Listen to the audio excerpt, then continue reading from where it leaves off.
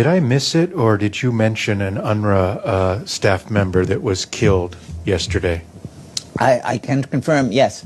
I can confirm that a member of the UN Relief and Works Agency, one of the drivers, was killed when his vehicle had been shot at by the IDF, yes. And the vehicle was a UN-marked vehicle, yes or no? This was a UN-marked vehicle, yes. Farhan, why don't we mention this anymore? Have we become so numb to the fact that Israel is killing UN personnel and there are now 233 that are dead that we don't even mention it anymore? Unfortunately, I did neglect to add this amid the other notices that we've had, but the sad truth is that there's so much devastation to report that as you see, I've just gone over about 20 minutes worth of stuff without even getting to that part.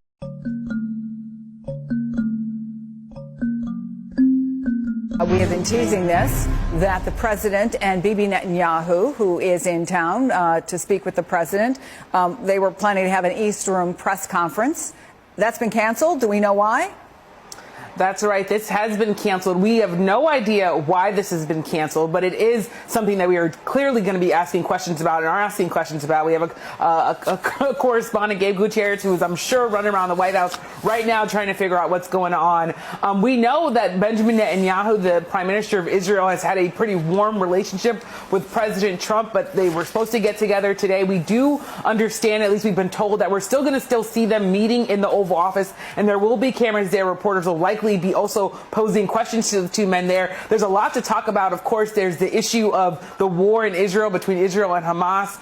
There's some new reporting out that there's one episode of these medical workers that were killed. Israel said it happened one way. Video is now contradicting their story. There's also, of course, the issue of tariffs. President Trump saying that Benjamin Netanyahu is one of the leaders of a number of countries that have been open to talking about and negotiating when it comes to tariffs. I've been hearing that Israel is one of those countries that also wants to see their tariffs lessened. But it is, I think, a big question of why these two leaders aren't going to be standing before a crowd of reporters. And it's a little different than an oval spray. And I guess I'll just tell people, when you're in the oval spray, it's just the president and the leader of that country being Benjamin Netanyahu today, and a few handful of reporters. We call it the pool. Something like maybe 10, maybe 15 reporters. What they were going to go to is the East Room in the White House, where you're going to have dozens and dozens of reporters. That's also where you see reporters from both the country that's visiting, this time being Israel, as well as the United States. We call it a 2 and 2 because usually foreign reporters who are from Israel, as well as American reporters, they all get to ask questions to both leaders.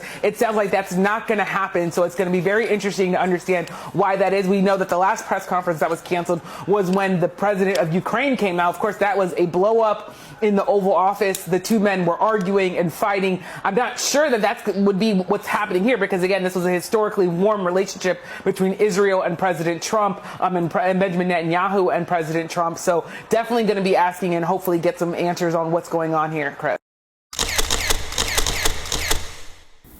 You know, I had to go back and listen at least twice, if not more, in that last video. He did put tariffs on Israel, on Netanyahu and them. Oh well. Oh well. In the words of the No Limit song, fall, it ain't my fault. Later. Shalom.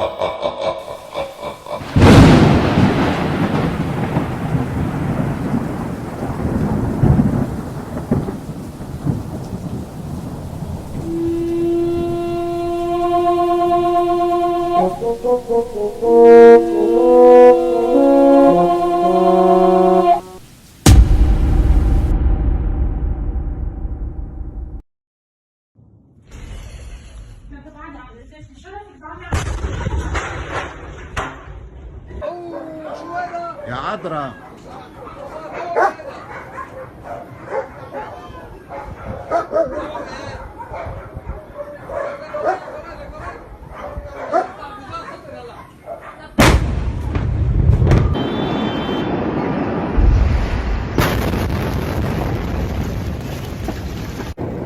يلعن اختك سلمى سلمى ما تقدر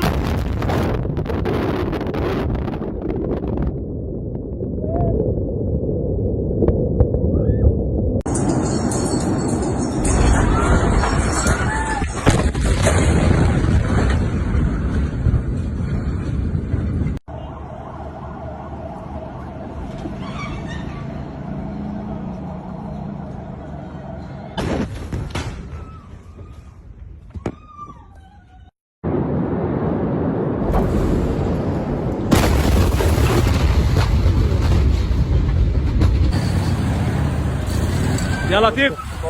جود جود جود.